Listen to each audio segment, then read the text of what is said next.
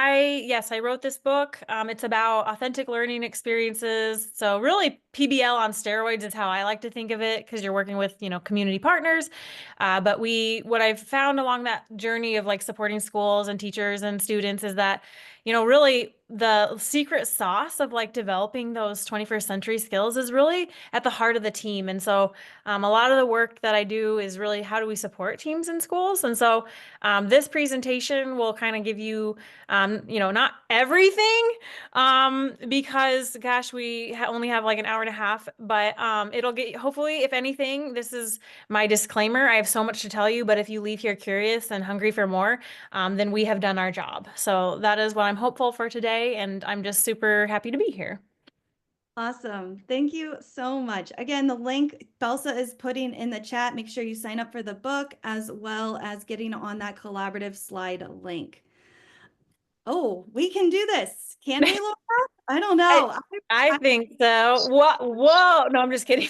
ELA updates. I remember Oh, my working computer with a muted. group of math teachers during a PLC, and it was just like, I don't know if we can do this. Like, I don't know if this group of teachers are going to collaborate. They all hated each other. So I'm really hoping with some of those strategies that that team can work together by the end of the year. Do you think you can help me, Laura? I think we can do this. Let's do this. We can do this. So if you think you can do this, let's see that in the chat. You're going to write, Are you doing this great or are you playing? We can do this. Make sure you're muted. Yeah, it's kind of nice because I get to hear like everybody's like chaos going on right now. So appreciate the chaos for sure. Guys, for that encouragement. Oh, look at all that can do this. Oh, I just time out. I have to say hi to Melissa Wickland. She's my homie from Iowa. Just hello, Melissa. I was like scrolling here. All right, Oh. so we want to know what Barbie reminds you of yourself. So again, we're going to be on the collaborative Kami document, page number 2 or 3. And I want you to go to add media, grab a sticker, and you can pick which one are you? Are you the unprepared Barbie? Are you the bubbly Barbie that, everyone just wants to be your friend? Are you the reply all Barbie where you're like, I got to reply all to everybody? Are you the hot mess Barbie or are you the I can't say no Barbie, right? So think about which one you are. I feel like right now I'm just like, I can't say no to anything. I'm so excited about a lot of projects. Steph, and I just have to say, for all of those that are in the South, we are not hot messes in the South. We are spicy disasters. Oh, So if are you you? fall into that category of hot mess, you're like, I don't identify as a hot mess. I'm a spicy disaster. You put your sticker there. That's where I will put it this morning. I would say change it, but I took away your tools to change that, Belsa. Also, I feel Southern, I think. I think maybe there's something to that. I say my Midwest people are just Southern without a twang. Love it. We got no unprepared Barbies. I mean, well, maybe. We got one. Okay. I think I'm procrastinator Barbie, but I'm not actually like I'm actually thinking about it very deeply. I'm just like moving from thing to thing, you know? That's how I look at it anyway. Look at all those stickers. So much fun. Looks like a lot of us are the hot mess, or they got persuaded by Belsa's spicy disaster. I don't know. No, I love Melissa. really Melissa excited. from Cincinnati, Ohio. She's like, I'm becoming a spicy disaster. You go, girl. Awesome. Okay, so we want to know, we are going to kind of do a real quick pair and share. We want you to think first. When you think about the different work that you're doing, share a time when you didn't feel safe. So Laura, can you share a time when you didn't feel safe working with a team? And how did I it think, yeah. I think so. For example, I think we've all been through that. I would say, not having a protocol in place or like norms, and then so you don't know if you're doing the right thing, and then maybe you get judged by that. And really, it's just because there was some, lack of communication, and really that dysfunction shouldn't have happened.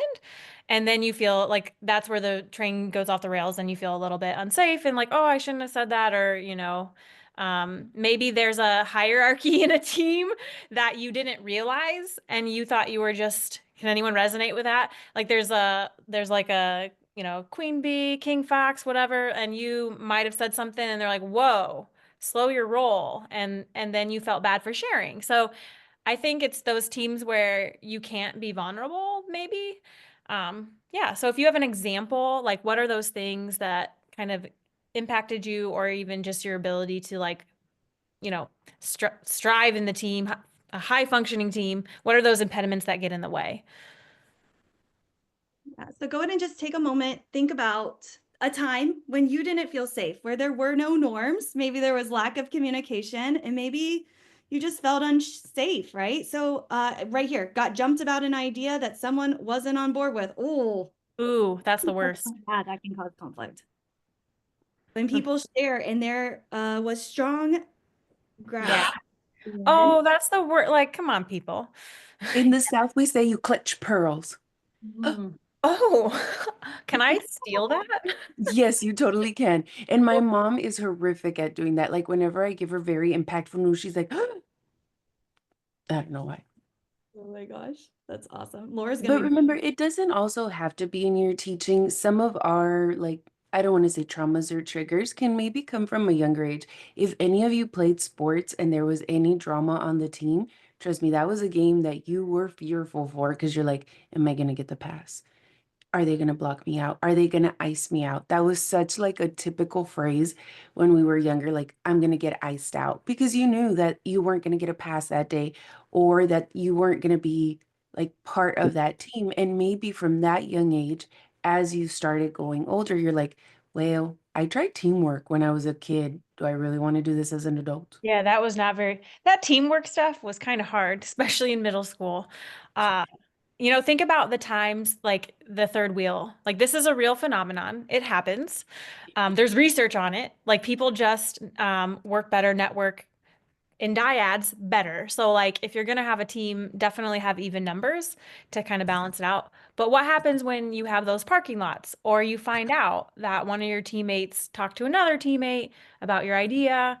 That can help, that can really limit your like you're not going to be vulnerable then if you can't trust your team. So a lack of trust is a big issue with teams right out of the gate, and you'll want to spend some time on that.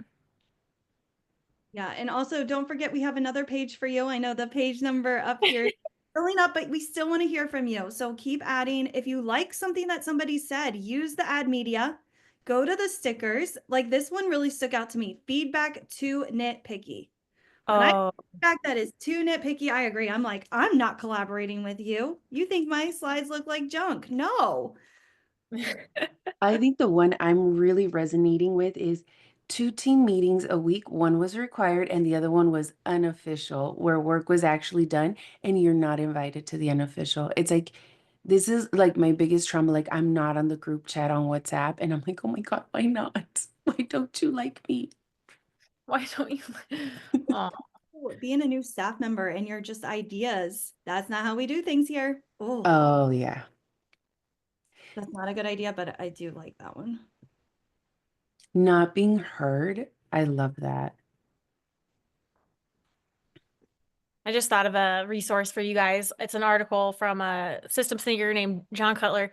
You're going to like this if you've ever been in like a dysfunctional organization. Here are some like pain points that you can read about. I'll just throw it in the chat. It is like, oh my gosh, that's happened in my organization. Yeah, if you scroll down, I just love this. Like, look at all the things that can happen or go wrong. Like, why are we having this dysfunction? Like, what are the causes to it? So if you look through that, it gives you, what I like about this is it gives you verbiage to communicate. Because sometimes we know something's wrong, but we can't articulate it. And so if we can't articulate it, we can't fix it. So really bringing visibility to those pain points and addressing them early on is super helpful. I love that. I'm going to be definitely diving into that after today's session. Yeah. It's good stuff. All right, so let's talk about, we've got all these problems. We've been in these situations where we don't feel safe. We don't feel like we can collaborate. We don't feel like we can share ideas or work with a team. So what do we do to fix it? And how do we build that foundation, Laura? All right. So in like true Barbie spirit, we wanted to kind of like create this framework. It's kind of like a house, if you think a Malibu Barbie house that's very pink and beautiful. But there are really some components of your foundations of your house, your Barbie house. And so when you think about that for teams, we really want to start with security. Like, as you know, a lot of those pain points and those bad experiences are a result of lack of trust, really, and being able to communicate those pain points so that you can fix them. So you really need to have this sense of security. And then we'll move into, well, how do we, okay, we have a team, we're secure with each other. How do we work together? And so that's sort of the blueprint. And we'll kind of give you some tools, sort of a blueprint of how to work together. And then we go into sort of some ideas for, well, how do you, build leadership or maintain like some maintenance and improvements to teams? People are buggy. I know this to be true. I'm buggy, you're buggy. How do we grow to work together, to learn each other's workflows, but then improve our processes along the way? So really that improvement component. And then energy efficiency. How do we thrive? So like, not only are we just like doing the job of whatever the deliverable is, whatever we're rallying around as a team, we're doing it, but now we're going to get to this like level of efficiency and we're doing it well. So these are kind of just to kind of make it easier, some of the elements or the foundations of a strong team that we'll walk through today and give you guys, and disclaimer, we're just going to give you a taste. Like, we want more time with you, but you'll get to kind of put your hands on some tools and some thinking of like, well, okay, how can I help my team? Or maybe I need to bring this to my student teams. So really, again, getting you curious and hopefully wanting more. Awesome. Okay, so what's their prompt? Okay. So the best way I could think to do, like, how do you facilitate like learning about teams? Well, like, let's get into teams and like actually experience this. And so we need something to rally around. This is a very lightweight thing. It may not be pertinent to like what you do in the classroom, but we really wanted sort of a low cognitive load and thinking about like, how do we use these tools? And so your challenge is you're going to design Barbie and Ken's dream home. You can create a model physical drawing, dealer's tech choice. You can draw it on Canva. You can do whatever, whatever your idea is, you're going to put it on in a moment, we'll show you, on your canvas that we're going to give you. You can also, if you're not feeling artsy today, totally fine. You can just think about the features. So what features would you like to see within this dream home? And if you're like me, I'm like already going to like interior design and like, what do I want? Those are all relevant. Whatever you can imagine or dream up for your dream home, it is allowed. Awesome. So before we jump into those groups, though, we want to know what your superpowers are. Okay, so this can be a great way to think about how you're going to be an asset to your team. So are you north, west, east, or south? So when I think of this, I'm like, oh, north. I'm like the let's do it kind of person. I am definitely that north person. So I'm going to go ahead and just grab us. Actually, let's take a picture of ourselves. I would love to see a fun photo. Your best Barbie look. Which one are you, Laura? So I always tell people I'm a little bit bipolar. No, I'm just kidding. I am north and south. Like, I am a do it person, but I feel like I'm always like, are we good with this? Are you cool with this? Like, I want everyone happy, but I want to get stuff done. So I often, if I had to pick, I'm going north just because I jump right in and I can be a little messy sometimes. Like, I can be a bull in a china shop. It's okay. I love this one, Southwest. Bella's like, I'm a Oh, little. look at these faces. I love it. Oh, yes, Bob. I knew you were an act it. Let's do it person. Belsa, what are you? I think I'm a South. Like, I'm okay not jumping into it right away because I want to make sure everyone feels safe first. Like, are we all good? Did we all eat? Do we need some water? Maybe we were a little dry this morning because Colorado has some dry weather. Do we need a little bit of cream? I just want to make sure everybody feels good. But I think that comes from my mom's side, where she always made sure, like, before we were like gonna do anything, we were fed, we were clothed, and we were told we were loved. And then, okay, cool, now go. And after that, you felt like you could conquer the world. Yeah. And I love the East too. I don't think we talked about those folks yet, but we do have some East that like to look at, you know, that big picture before they just start acting on it. Oh, look at you, Virginia. I see that we have a lot of South. We're staying like more on the top side. So we've got like our Northwest and our Northeast. See, coming from teachers, I thought we would be more on the caring side. This is so interesting. Do you normally see this, Laura, in your sessions? Yeah, I mean, I think, yeah, you would think you would have a ton of South, like I know. a lot of teachers. But here's the thing. Here's what I've known to be true. You guys showed up to this.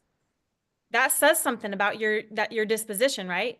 You're thinking about either you're here for the details because you need action, like you want to put stuff into place, or you're a visionary because you really want to innovate, or you're like you jump in like fearless, you're trying something new, you're in this, you're in this session. So I think that these kinds of things often attract like those dispositions. But when you're with a whole staff, like in your, honestly, you do get overwhelmingly South, especially in elementary school. Like my elementary school teachers, like almost always it kind of tilts South. You get more of the North in I feel like North in high school because they're like, you're getting ready for, like, we're preparing you, we're doing this. And yeah, all over the board for sure in a school. But Oh. here we got our innovators. And I'm going to give a big shout out to Virginia. She is in the chat and she's like, sometimes we just need to turn our feelings off. You are 100% right. It's the end of a brutal winter, number two, and we have been burnt too much. You know, my whole family is Mexican, and in Spanish, we have a little saying. So if I have any Spanish speakers, you'll know what I'm talking about. Tanto te has quemado que hasta lo frío le soplas. And in English, that translate, you've been burned too much, you'll even blow on what's cold.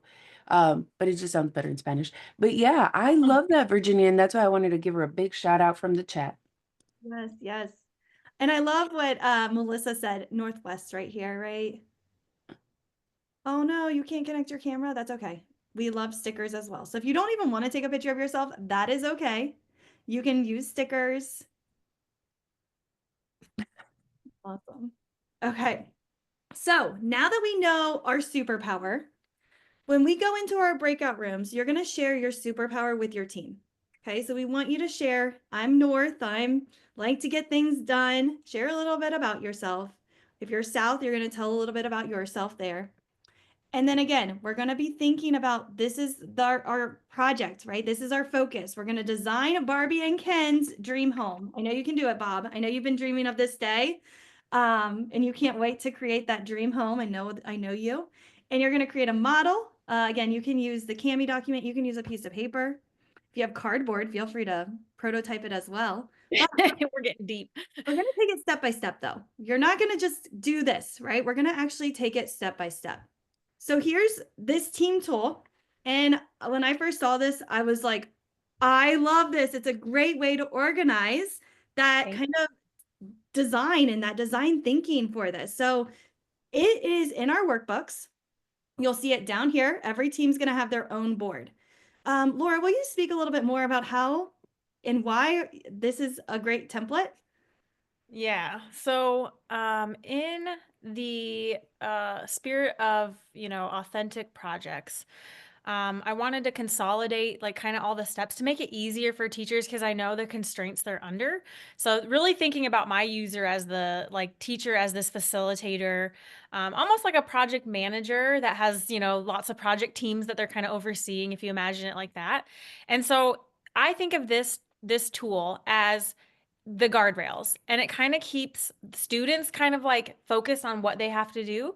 But it also tries to tend to all the things that can go wrong in student projects. So all those pain points we know of, like Susie did everything, or, Samantha did nothing, or, those pain points we know that happen in PBL. We know as teachers, like PBL is so good for kids. We know that getting them into teams and collaborating is going to help them work their collaboration bone, if you will, or that muscle. Like we know the only way to get better at problem solving is to solve problems. The only way to get better at working with people is to work with people. And so these are the guardrails that help us do that. And so it kind of, what we're going to do is kind of take you through kind of each like place on this canvas to kind of facilitate that conversation. So in that top right corner, that's really beautiful. That's really our security. It's like we planned that. No. That's really our security. Like, let's tend to that. Let's have a conversation. Let's have a talk before the talk. So who's on our team? Like what's our team name?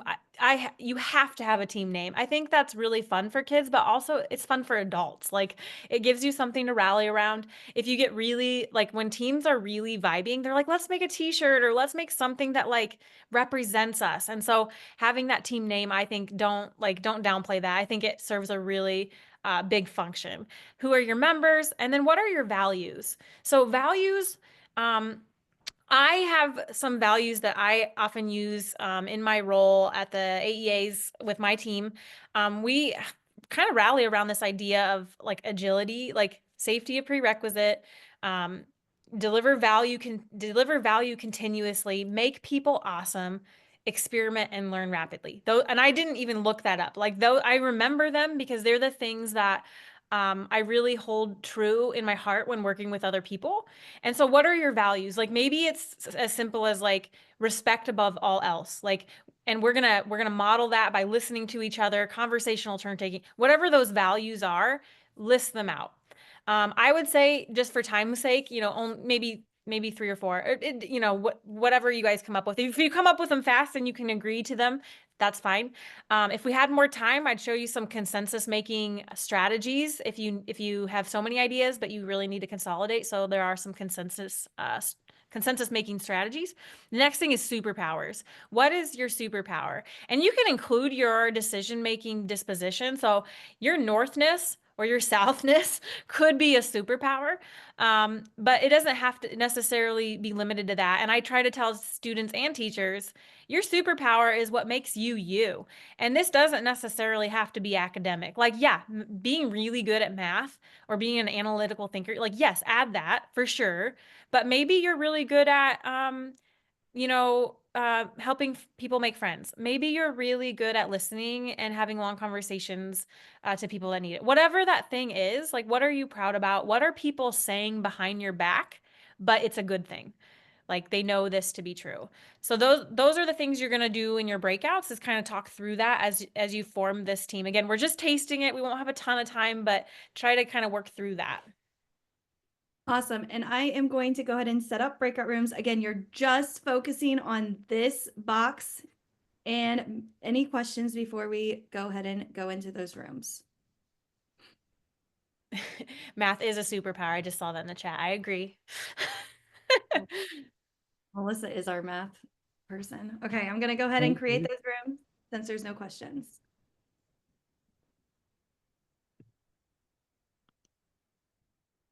Yes. So throughout the book, Laura has these Zach Morris kind of timeout meta moments, just again throughout her book. And it makes you kind of pause and really just think. And I don't know about you, but I was born in the 90s, so I was a huge Saved by the Bell fan. Anyone else Saved by the Bell fan? Let us know in the chat. Yes, I see some thumbs ups. I see, yes. So again, I just want you to kind of take a moment and just think about, you met with your team, and sometimes if I'm North and my agenda is to get things done, right? Like I'm a North person. My goal is I've got stuff to do. I want to get things done. But then I've got this East person that goes, hold on, Stephanie. I want to look at the bigger picture here. How do we deal with that? So feel free to share in the chat. We've got this meta moment where we're kind of, again, thinking through Zach Morris. I'm a North person. And then there's this East person that's slowing me down. We got to think about the whole picture, Stephanie. We can't just get started. We can't just get things done. That might cause some conflict. So what do we do? Oh my gosh. Yes, we did cry Bob when they broke up. So sad. So, Steph, we were discussing in our group because I had Amanda Campbell, Amanda New, and I believe it was Melissa. I believe. There are so many And Melissas. I know. It was Melissa Pollard. And one of the things that Amanda was talking about was when you have two people of very different personalities in the group. But what I was telling Amanda is like recognizing that it's actually happening. So I'm one of those people that I'm just like, they're like, did you see that? I was like, no, what happened? I'm like always the last one because I'm like always doing something else. But I think recognizing is going to be one of the very first steps. Like recognizing when the team isn't working instead of like, because I've been in those where I'm like, oh my God, that was a great teamwork. Like that was so amazing. And then they're like, where were you? What team were you on? And so just recognizing that sometimes, we got to step back and we got to just like look at the big picture. So I think this is where you and I, our personalities go opposites, but we work. So I think recognizing that there is something not 100% correct. Yeah, I love what you said there, Velsa. Like, because I could view that East person as a barrier. And Yes. oftentimes we do, right? I could view Belsa asking me if I want water as a barrier. Like, come on, Belsa, we got a long list to do. No, I don't need water. But if you view it a different way, you're going to be able to problem solve and come up with even better solutions. Laura, anything else on this meta moment from Zach Morris? Yeah, I just think it's more about like becoming really self-aware too, like understanding how you even articulate yourself might help resonate what you're trying to convey to others, knowing ahead of time, okay, they need the details, so let me reframe what I'm thinking or slow down a little bit just so that I can like communicate that. So I think that's really how I think we all like metacognition is a 21st century skill, but I don't think we always are trained on like how do you develop metacognition. I think having these sort of meta moments and letting kids talk about, oh, it's interesting, like I didn't know you thought that way or that's how you do things. That makes a lot of sense, especially for the kid that just jumps right in and is sloppy, and you might find yourself like if you're the teammate, you're like, oh, that's kind of like you're judging or you're misunderstanding, but really they just want to get the work done. Like they want to try something. And so getting to that level of like understanding that disposition can actually help us make us, work better together and communicate better. Mhm. I Awesome. love that. And a big shout out again to my friend Virginia. She's like, value everyone's big, crazy ideas. So, Steph, me wanting to offer you water, I'm just trying to something may come out of these ideas and treat all ideas as equal and don't squash them right away. I love that. Don't kill anyone's dreams. If they want to go to the moon, you build them a little astronaut outfit and say, go conquer the moon. Yeah. And I love what Nicole shared too, like how they plan multiple sessions for just planning. I think sometimes we don't give ourselves enough time and we're like, oh my gosh, this is due by this date. And so allowing that planning and that vision to set is a great idea. All right, so now we're ready to work with our groups again, but before we do that, we need to know what we're doing. I also just want to apologize. I set up the template wrong. So you're going to be using the comment tool today. So you're going to get really familiar with either text, audio, or video comments instead of that text box. So you're going to have to get really creative. I love that Melissa Kincaid just knew me and picked that up right away. So, okay, what's next, Laura? Yeah, we set a Cami booby trap for you just for some fun. No, got to mix it up on a Friday. Yeah, so hopefully everyone feels in this really mini session like the safety that you would want in a team. Just real quick, like a thumbs up, or some, throw something in the chat. Like, do you feel safe? Like, it was so quick, but we dedicated a little bit of time. Oh, I see some thumbs up. It kind of gets the ball rolling, and we have to have that talk before the talk, I feel like, as we start to form our teams. All right, so in the blueprint, so this is where we kind of get this idea of what is the work? Like what is the common goals? Like what are we trying to get done? Some project management terms that might be helpful. Sometimes people use the term scope. Like what's the scope? So everyone's on the same page of like, okay, these are what we're working on. These are our limitations. In the work I do, I often use agile terms. And so this is like your definition of done. So coming to consensus on what is the work? What is the definition of done? Yep, you can go forward. Sorry. She's my hands today. No. So in this case, definition of done is kind of like, well, what does our project success look like? And in this case, we're giving it to you for time's sake, but you can add, when we go into breakout rooms, if there's anything else that your team is like, okay, if we're really thinking about this project for real and we're building this dream home, what is something that we globally agree to? So this is like our team's global definition of success. And in this case, we want creativity and aesthetic appeal. Like if we have that and we feel like we've created something with that, we can check that off as done. We also would want functionality and accessibility. If our design has those features, to make that happen, then we can mark it as done. And there might be some other things that you're thinking about, like when it comes to houses, that you would definitely like, well, it has to have this to be done. So I challenge your team when you go in your breakout rooms to be like, is there one other, just to try it out, to taste it, is there any other definition of done we would want to add to make sure our project is successful? And this kind of lays the groundwork for the work. And I'll tell you what, when teachers start giving like a definition of done, the what are we doing kind of starts to drop. We start to mitigate that because we'll look at your definition of done. And what are, what are we working towards? So it gives everybody a chance to get on the same page. That's what I love about the definition of done. And you can, as you learn and go, because it's all about agility, maybe you find you do these things and you have a half-baked house. You might need to add another definition of done or another definition of success. And that's really how you start to grow those critical thinkers and problem solvers. But you're giving them tools to visualize the work. And that really helps a team stay cohesive and aligned. Awesome. Okay, so again, we're going to go into breakout rooms probably for about 5 minutes. So it is going to be quick again. But I do need to just let you guys know that I have to move some of you around in the breakout rooms just because your partner had to leave the call. So you're going to have to reevaluate that safe space again. So I'm sorry about that. Again, you're going to use the comment tools, come up with your definition of done. Think about, again, what is our project? We're creating Barbie's dream house. And who are those key partners? Okay. Any questions before we head in? Okay, here we go.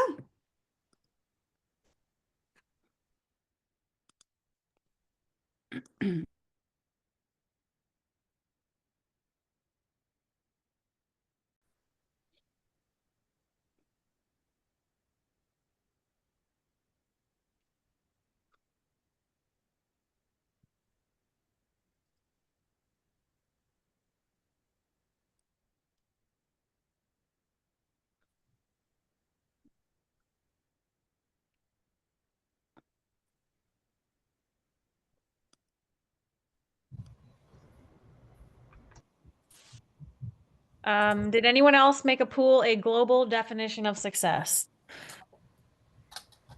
I heard that a pool was a necessity. Go big or go home. I mean, this is your dream home. All right, what did everyone have? Real quick share outs. Who wants to go first? Or we're gonna call on people.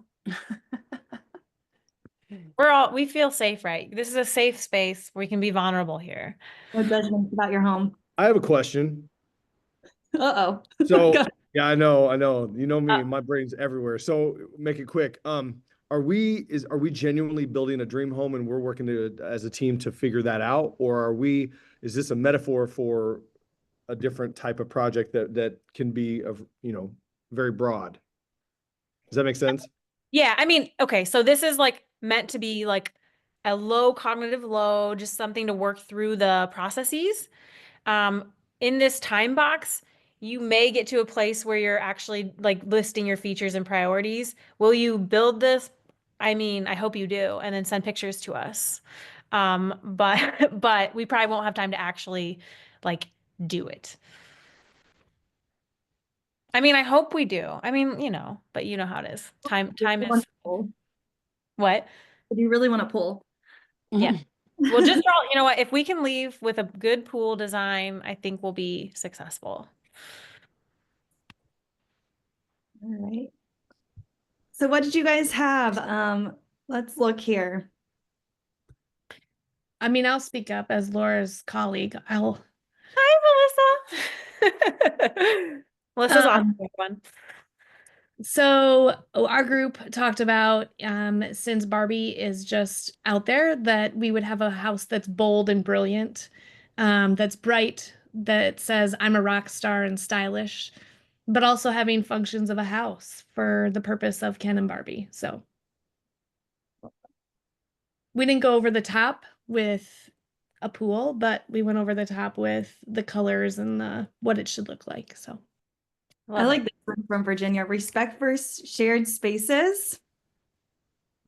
Oh my gosh, I would love shared, like, you do want respect. If I'm watching a movie and you're coming in and playing music, get out of that room.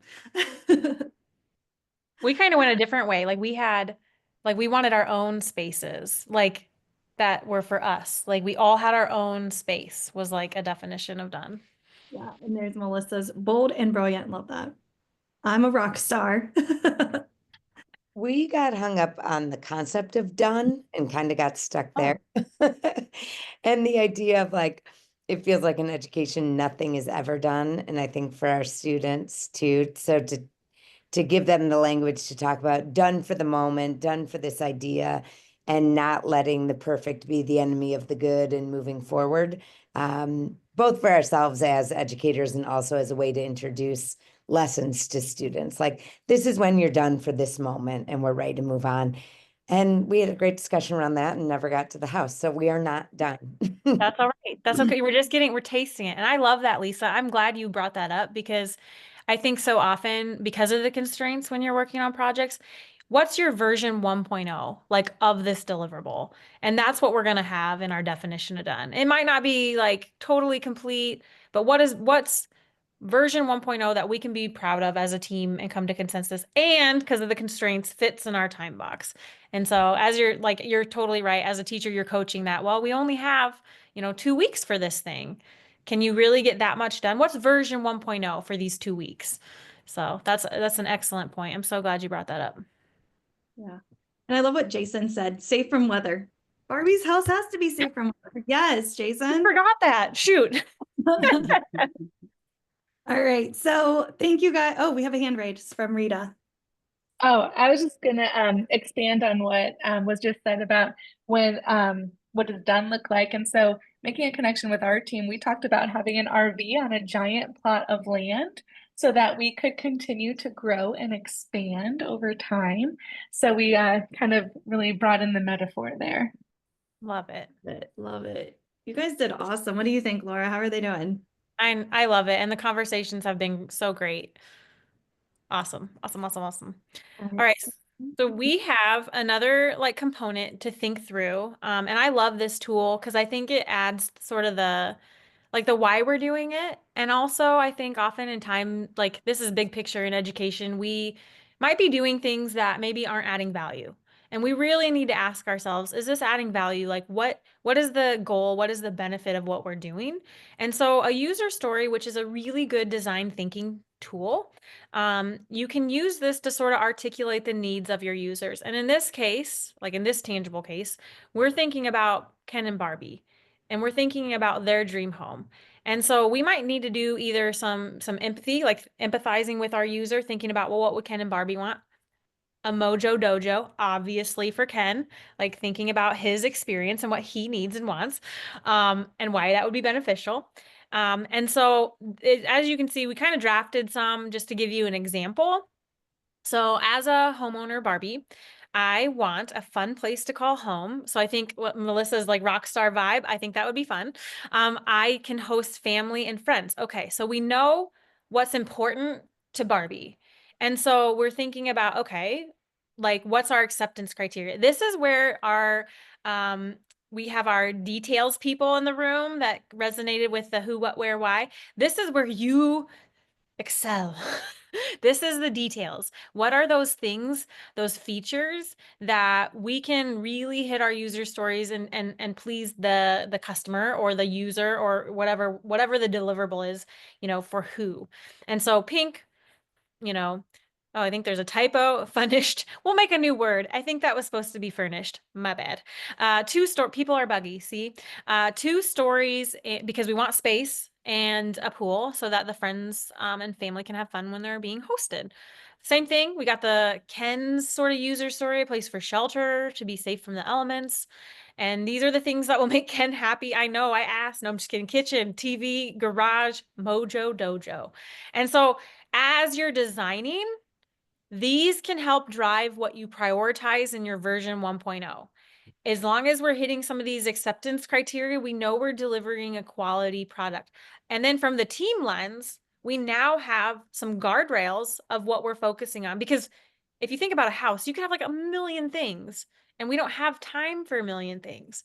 So how do we add the most value for the time that we have?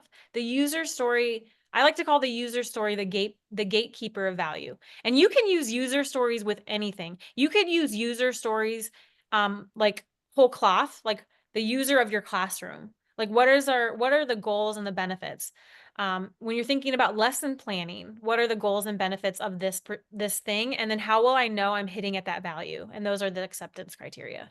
So in this next piece, you guys are going to think through, and it can be your own personal user story just to get your feet wet with it. You're going to think about what is the goal? Like I want goal so that benefit. And that's on the canvas if you forget what the I want is and the so that, like it's the template's there for you.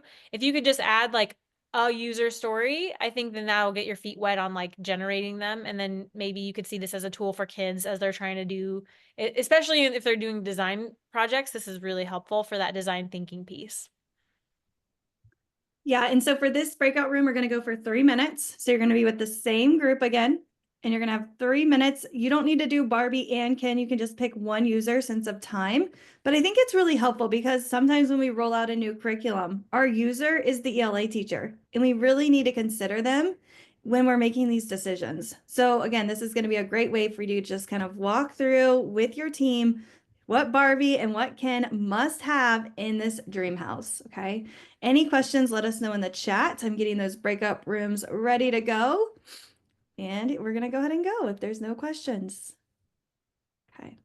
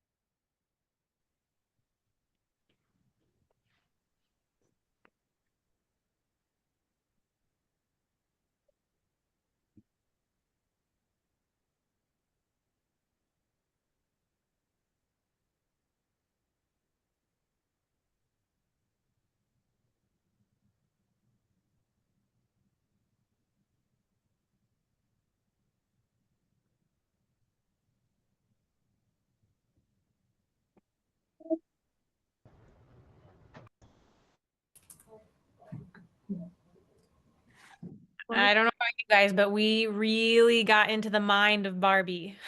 Oh, there was conversations, Laura. Tell you about them. Oh my goodness, so fun. I really wish we could build this house. I think it would be spectacular. Yes, I agree. So I was in a group and they were like, Barbie needs to not do the dishes. She doesn't need to clean the laundry. They're getting her robots. Love it. So it's like Barbie meets the Jetsons. Love it. Yeah. I Yeah. agreed. I could use a Rosie the robot. Yes, go Rosie. Right. Barbie needs an agent, is what you're saying, right? Barbie needs an agent. I love it. I have not thought about the Jetsons for so long. And now I'm like, that is like the perfect show I need to show my 6-year-old. I love They have this. it on. They have it on Tubi. Oh, I Okay. love it. Yep. I love this comment from Heidi. Natural light, spa features, lighting with dimmers, AI. We're adding in our AI, of course. Love it. Smart house.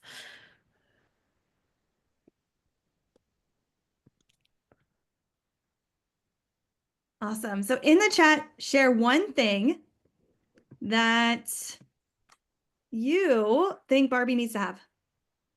One thing Barbie needs to have. And then you can like and use the Zoom emojis to agree or disagree. Optimist. Huge Yeah, top- closet. I need that as well. I do too. Indeed. Bicycle Bob. I agree though. I mean, I'm all about that life. I was thinking roll.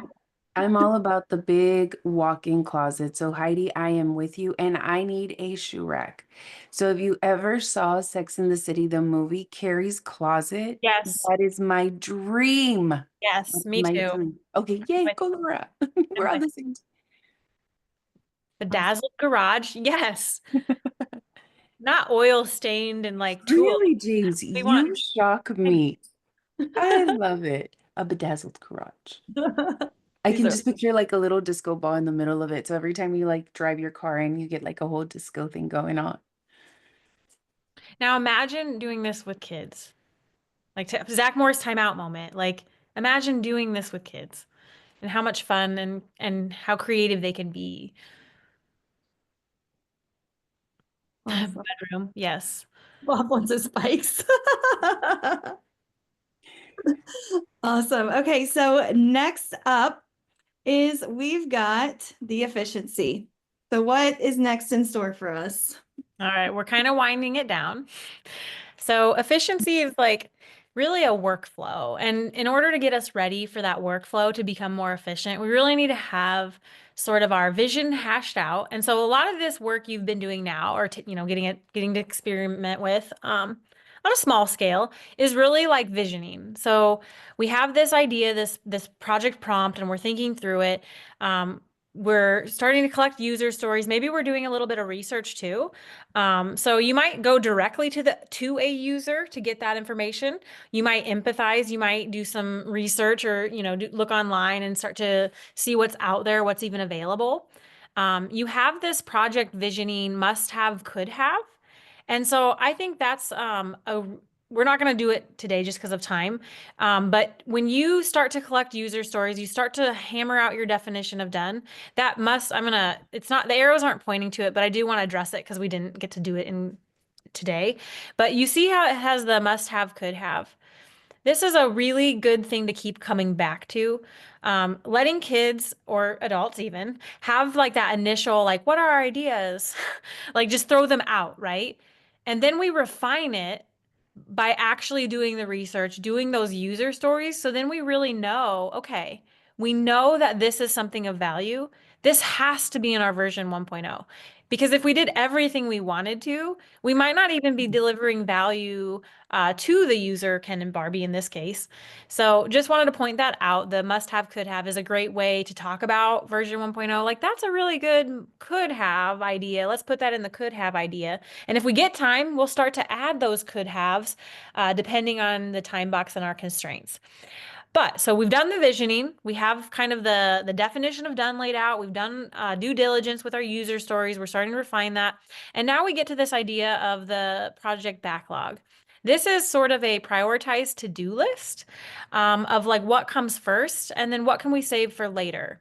And so really thinking about our users, what they value, and starting to put some of those features, components up top.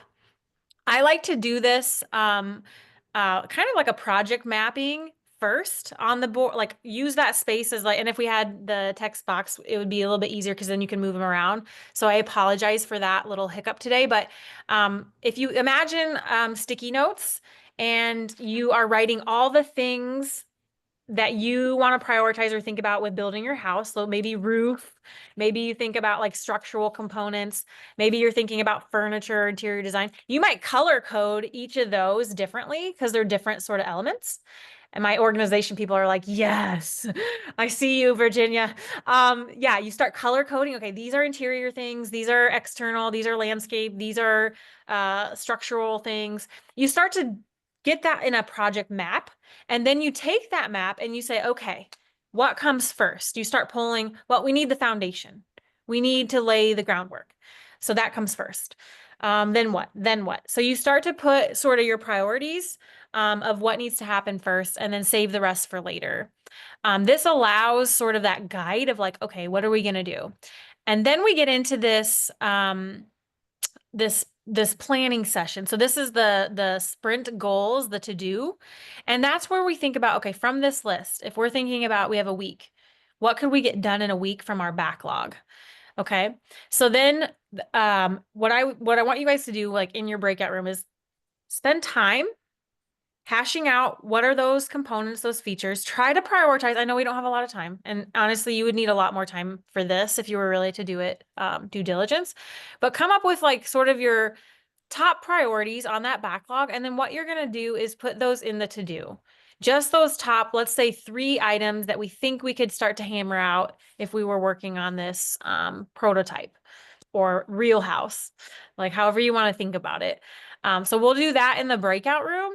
And then we'll hopefully have some time to unpack that. And I'm like looking at the time, like, oh my God, guys, we only have 15 minutes. Okay, so let's do that first, and then we'll come back and then kind of share some ideas of like what we are prioritizing. Awesome. Okay, so she did say color coding, which I love. So just if you didn't know, you can click on the text comment or any of the comments and you can change the colors. So if you do want to color code, you can change the colors, just aside, and then you can group them. Okay. All right, so here we go again with our breakout rooms. I do know a couple people had to leave to put out some fires. So some of you might be in a new group. They did message me though, which was very kind. They said, this is awesome. And also, Laura, you've got some people thinking wildly. They are like, I am going to do this with different 3D printers and different things. So you have created monsters. This All is right. wonderful. Send pictures. All right, your room should be open. Have fun, everyone.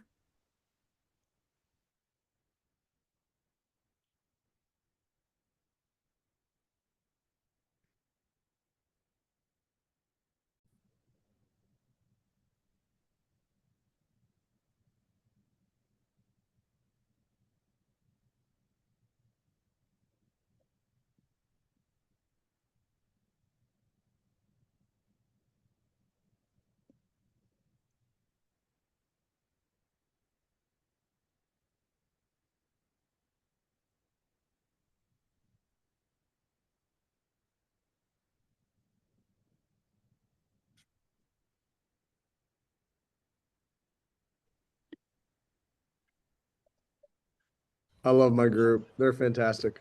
I told them the first thing that we need to have in the entertainment room is a karaoke section. Oh, Ooh, I would second that. That's a good idea. Now we're all going to go into the weekend, going on Amazon. Okay, I'm going to order my karaoke machine. Like you're going to start to make your home your dream home. Love it. We had a ton of fun in our breakout room. We inherited a new teammate and she just like fit right in. So I'm pretty pleased with our teams too. I like what Vicky did. 3 priorities. That is me. 1, 2, 3. Courtyard layout, smart home technology, and then the house layout. Love it. We might have chatted a lot, which is okay. That's okay. Hey, yeah. If you did that in your breakout room, it's okay. We decided just to hire a contractor and that was going to be like our thing. I know someone's like, she's got to go to the bank first. Oh, yes. They were thinking of all the steps. Awesome. Okay, so it looks like you had some great conversations since a lot of you didn't come back to the meet right away, which is always a good sign. And so now we're gonna go ahead and think about the maintenance part, right? How do we make those improvements, Laura? Yeah. So, okay. So you have this, like we're laying the breadcrumbs, the foundation. You have this, like, you're starting to gel, you're a team, you have a vision, you have the work to rally around, you're starting to come to consensus on like what comes first. Everybody's on the same page, we're starting to gel. And then we get into this sort of kind of this iterative process of working on the work. And I'm going to show you guys that kind of framework here in a minute. But as you go along, it is really important to have check-ins with your team. Otherwise, things can go off the rails. And so these are two that I often use in teamwork or helping schools or student teams engage. And so on one hand, you have the plus delta. And you can review anything with the plus delta, the processes, what went well with the processes of the team. And in Agile, which is a project management terminology that I adhere to, we also have retrospectives. So we have retrospectives about how did we do as a team. That way we can air out any of the issues, or maybe something didn't quite work right. Oh, you forgot to email, or you didn't tell me this, and so I was working on this. That way we all kind of stay improving on our processes and workflows together. So you have that, on one hand, you have this retrospective, which is a super amazing, like built-in maintenance session for your team. Then you have sort of this review idea, and this is about the quality of the deliverable, giving yourself and your team space to talk about, okay, we did this work. And in this case, if we were actually looking at the deliverable of the team in this session, we'd be looking at our backlog probably and our user stories, and we'd kind of examine them for quality. Like, okay, does our backlog have everything that Ken and Barbie had kind of talked about? So that would be our review session. And we would say, oh no, we forgot the pool. Don't forget the pool. And so that would be kind of the quality conversation we'd have. So to make it kind of easy and easy to think about, reviews are about the deliverable, the work, the learning, the quality of the work that you're doing. The retrospective is about how are we doing as the people in the team doing the work. And these are the tools that you can use with your students. And if you guys, at the end here, we'll show you some resources. I have a ton of these templates, and a lot of them are in the book. And so all the book templates are, open ed. You can use them, take them, make them your own. They're in a Google Drive, and you can use those in Kami. You can print them if you want, but they're really guardrails to having that conversation. And so I really like here. You said bicycle, Bob, so I got you. I love the retro ride. This is one of my favorite ones. It's because I'm a bicyclist, and I always think like keep moving forward. But keep rolling forward are the things that you want your team to keep doing. Like, wow, I love it when you tell me that was a good idea. I love when you give me that feedback. Leave in the dust. Hey, you kind of told Susie and you forgot to tell me, and that really, like, it kind of threw me off, and I didn't know what we were doing, and I felt left out. So like airing out those things that we don't want to keep doing, and we'll leave them behind. The team maintenance report is, you can use this in so many ways.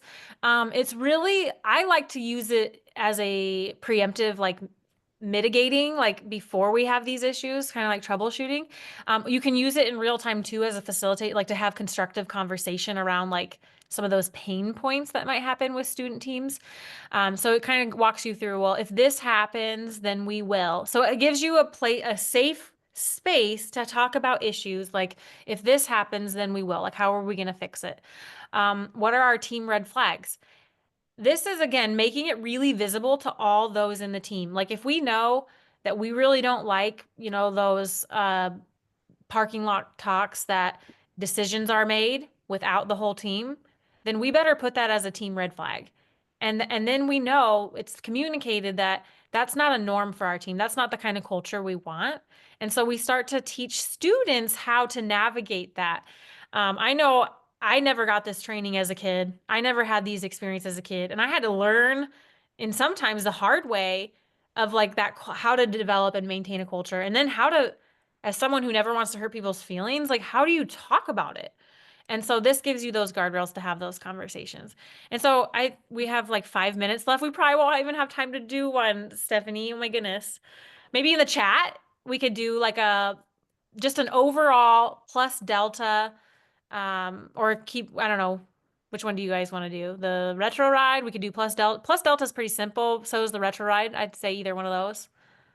Yeah, so I think we do the retro ride. Okay. So whole cloth, like from your experience today and maybe what you're thinking about as you think about supporting teams, what do you want to keep rolling forward? Like, what are those good things we're doing? And then what are some things you might leave in the dust? And I did bring back the text box. There's no link on this slide, so you are good to type on page 21. You can use any of the tools. But yeah, what do you want to keep rolling? I want to keep rolling safe spaces. I want to keep creating safe spaces where when I'm working with educators, they feel comfortable to share even the worst idea ever. Bob, I'm talking to you. But they're able to share that idea of like, Barbie needs a bike, right? I'm like, oh, no, I'm just kidding, Bob.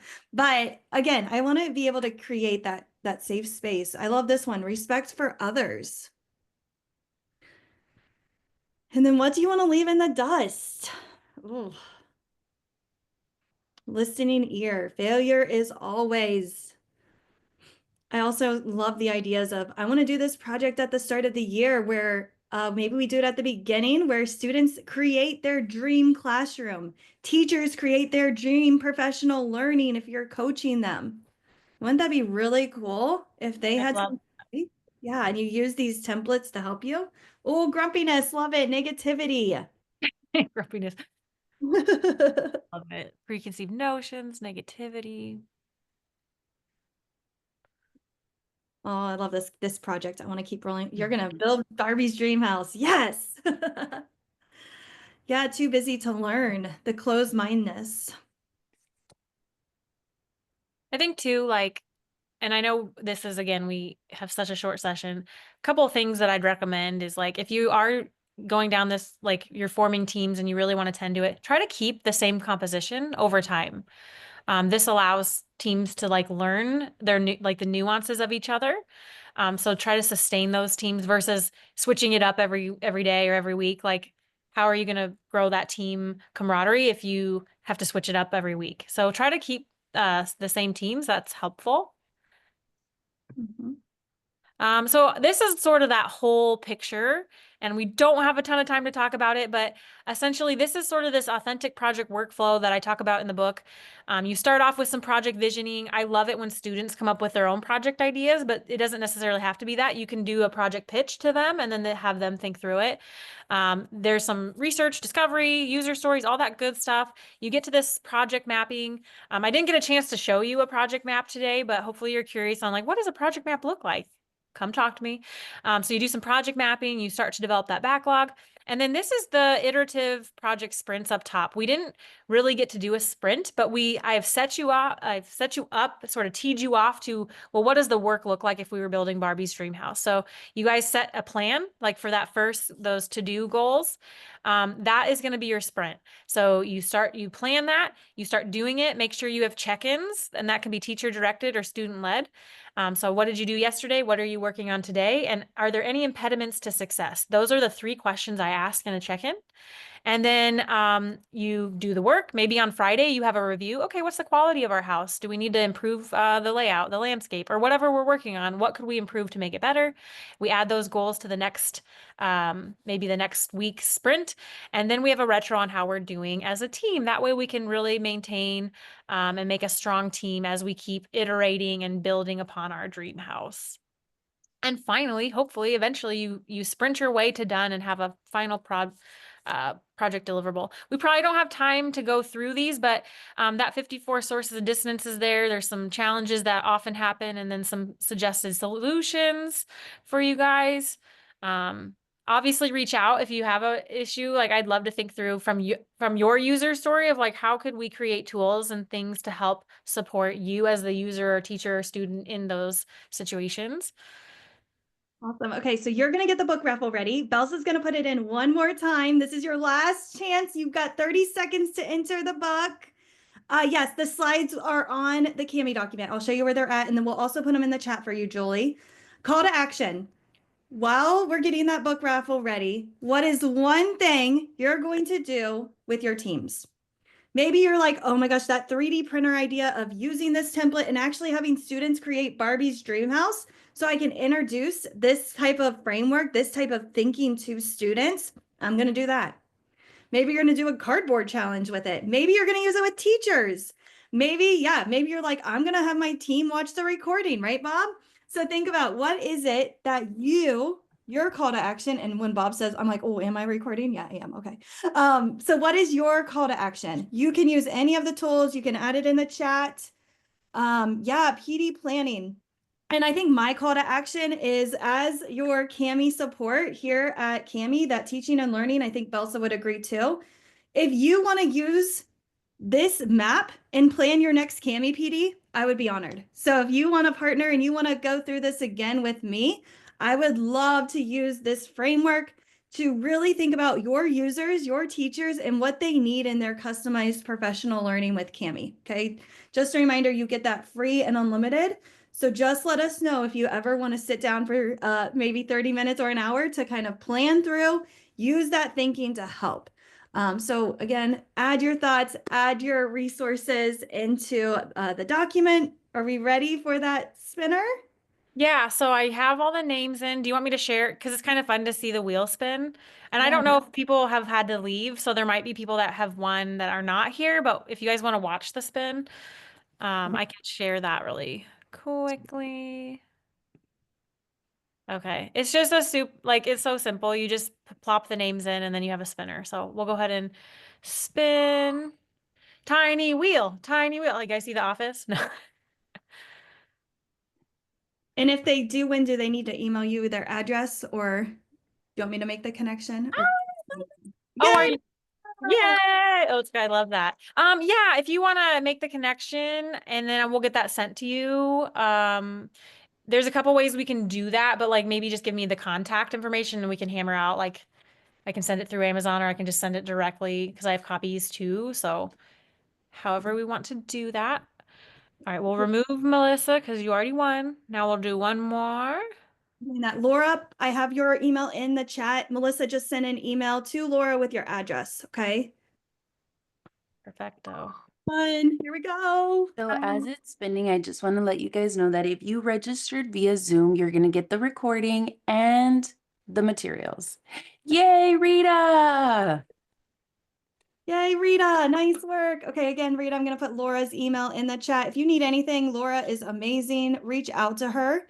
Yes, please. And right here at the top is the slides to the Canva. So up here it says, hey, let's go, Barbie. And if you go into this yellow dot on page number 1, the slides are also available there. We also have the book giveaway that is done. So I should probably delete that. But the slides are right here. Let's go, Barbie. And then right here is Laura's book. If you enjoyed this and you didn't win, you can still get her book. Okay. You just have to come on. It's pretty, has pink on it. Though. There are so many pages of resources and support. So if you're considering using this framework, I highly suggest the book. Okay. So again, that is in there as well. I think we got through all of our resources. I know, so much. Yeah, definitely check it out. They're all in that Google Drive that the link was been shared a couple times. Definitely reach out. I'll throw my email in the chat one more time. If you guys need anything, I'm here for it. And I know Bob said he wants more sessions. What are your guys' thoughts? You guys enjoy these? I know we try to do them at least bi-monthly. So let us know if you really do enjoy them. And if you know anyone or you want to present at a session, we would love to have you. But we've done resilience with teachers. So if you are wanting any of those past recordings, just let me know. We have done, what else did we do, Belsa? The one with Libby. I love the one in December, the one that we did with like, if you're feeling burnt out. That has got to be one of my favorites, just because it was that time of the year when we're like, okay, am I going to make it to the holidays? Hopefully you've recharged your batteries. That really I have. It was that one, recharging your batteries. I loved it. Thank you for like dropping the title in there. Yeah. So again, if you're wanting any of those, I think we did 3 different coaching sessions. So happy to share those recordings if you're just now finding this and joining us. But we've loved learning with you. And if you have ideas, let us know too. But huge, huge, huge thank you to Laura. Again, take her workshops. You're going to learn so much and you're going to have a different perspective with this. And if you are still on, can we get a group photo real quick? I'm going to stop the recording.